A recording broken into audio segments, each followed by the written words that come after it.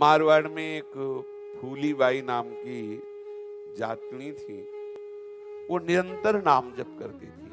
नाम जप करने के प्रभाव से वो नाम उनकी नस नाड़ियों में, रोम रोम में, तो जिस वस्तु को छूती उस वस्तु से भी ध्वनि आती नाम की। नाम का बहुत बड़ा प्रभाव है। नाम प्रभु को द्रवित कर देता है। देखो, उपासक के हृदय की दशा होती, जब जो दशा आती वहां कोई समझ काम नहीं करती। एक होता है समझ कर, एक होता है दशा में बोलना। तो जब जैसी दशा है उसका स्वाद केवल लेते रहिए, कहीं उसमें तर्क प्रश्न नहीं हो सकता। जब ये दशा आती ना तो कुछ अच्छा नहीं लगता। जैसे ग्वारिया बाबा 20 वर्ष हो गए भजन करते हुए, जब देखा कि यार जो है इतना मान किए अपने को बड़ा समझता है कि आज तक नहीं आया, बंद कर दिया भजन, नहीं करेंगे। अब देखो भजन बंद होने वाला है, नहीं करेंगे भजन। तू अपने को बहुत बड़ा समझता है, मेरे बिना तेरा काम चल जाता है तो तेरे बिना मेरा चल जाएगा। ये भजन नहीं हो रहा और क्या हो रहा है? तेरा मेरा, प्रभु का सतत चिंतन। जो मिलता माला छीन लेते। बिल्कुल भजन मत करो, बहुत निर्दयी है, नहीं आता है। सामय के मिल गए रमण रेती में और चला पकड़ा, ए बाबा, देखा यार आ गया, गले से लगा। सोचा मैंने तो प्रण किया था बात नहीं करूंगा, छूंगा नहीं, चल दिए। ठाकुर जैसे वात्सल्यमयी माँ का आंचल पकड़ करके बालक चलता है, ऐसे बाबा का आंचल पकड़ करके ठाकुर चल रहे। अरे यार ग्वारिया, काहे को नाराज होता है? बोले इतने दिन हो गए तुम्हारे लिए भजन करते हुए, तुम आए नहीं। तो आप कहते कि आपके अंदर इतनी तड़पन नहीं थी मेरे लिए, अब तड़पन आ गई ना, अब जब कहोगे तब हम आपको दर्शन देंगे। आप ही तड़पन देते हैं। हम मांगे ऐसी जलन, मांगे ऐसी तड़पन, मांगे ऐसी व्याकुलता मांगे इनसे कि कुछ अच्छा ना लगे। जब निरंतर नाम जब चलता है तो संतों में देखा गया है ऐसा। हमने वाराणसी में एक माई को देखा कि उसके ओम प्रणव मस्तक में प्रकट हो गया था। दूर से देखने पर दिखाई देता था जैसे घमोरियां होती ना, ऐसे प्रणव, स्पष्ट प्रणव। और वो एकांत शांत बैठे भजन में डूबी रहती थी। बड़े बड़े संत उनके दर्शन करने जाते थे। अपने हित धाम में पूज्य श्री स्वामी शरण जी महाराज थे, उन्हीं का वो सब हित धाम है। तो इतना राधा नाम जपा था कि उनकी त्वचा में राधा नाम अंकित हो गया था। ये सब बहुत दिनों की बात नहीं, कुछ समय की ही बातें हैं। जब नाम खूब रटा जाता है ना तो दशाएं बदल जाती हैं। एक बावरापन हृदय में चढ़ता है, कभी अत्यंत प्रियता होती है, कभी अभी अभी भगवत मिलन हो रहा है और थोड़ी देर बाद ऐसा ही अनुभव होगा कि कभी मिले नहीं, मनो कबहू मिले ना।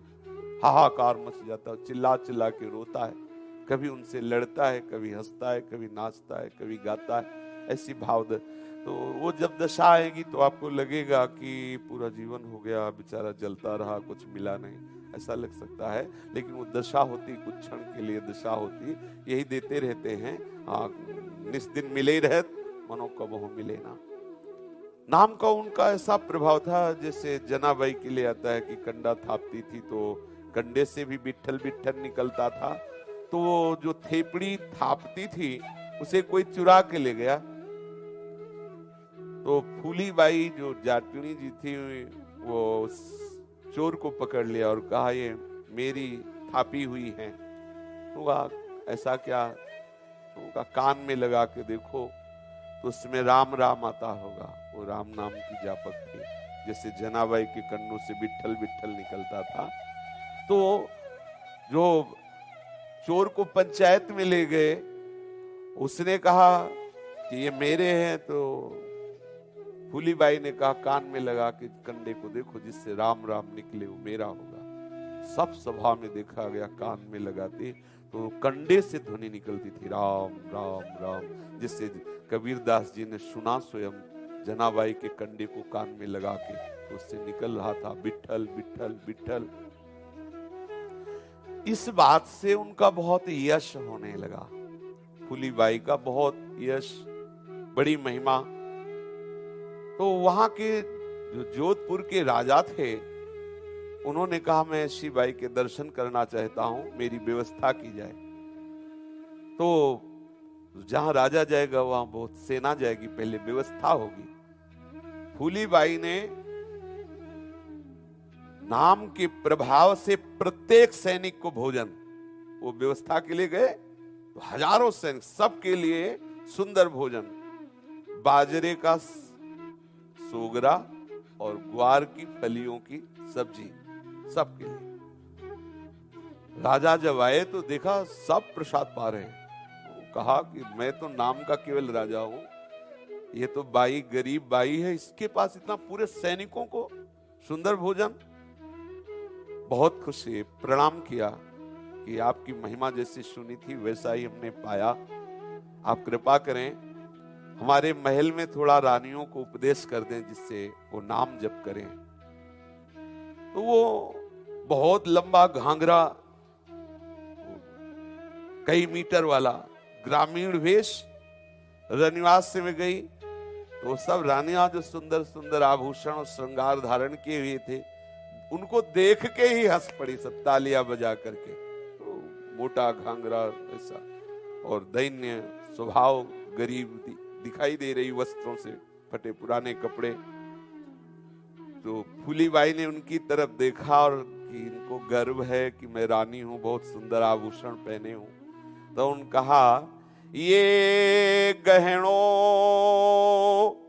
गाठो तन की शोभा, काया काचो भांडो, फूली कहे थे बैठी काई, राम भजो ए रांडो। ए गहनों गाठो तन की शोभा, काया काचो भांडो, फूली कहे थे बैठी काई, राम भजो ए रांडो। सुंदर गहना पहने सुहागवती हो, लेकिन मेरी दृष्टि में तुम सुहागवती नहीं हो, रांडो कहा। क्योंकि सुहाग हैं प्रभु, यदि आपको प्रभु से प्रेम नहीं, प्रभु के चरणों में समर्पण नहीं, तो ये गहना, ये तन कच्ची मिट्टी जैसा है शरीर है, जिसे पानी का बुलबुला, कच्ची मिट्टी का वो बर्तन कभी भी नष्ट हो सकता है। फूली बाई ने कहा इन सुंदर गहनों, सुंदर वस्त्र, सुंदर शरीर को देखकर तुम गर्व कर रही हो, तुम्हारा जीवन किस काम का? अरे राम राम जपो, राम राम जपो। सीधी साधी वाणी का इतना बड़ा प्रभाव कि तत्काल उनके हृदय में भगवान नाम की प्रति प्रियता हो गई।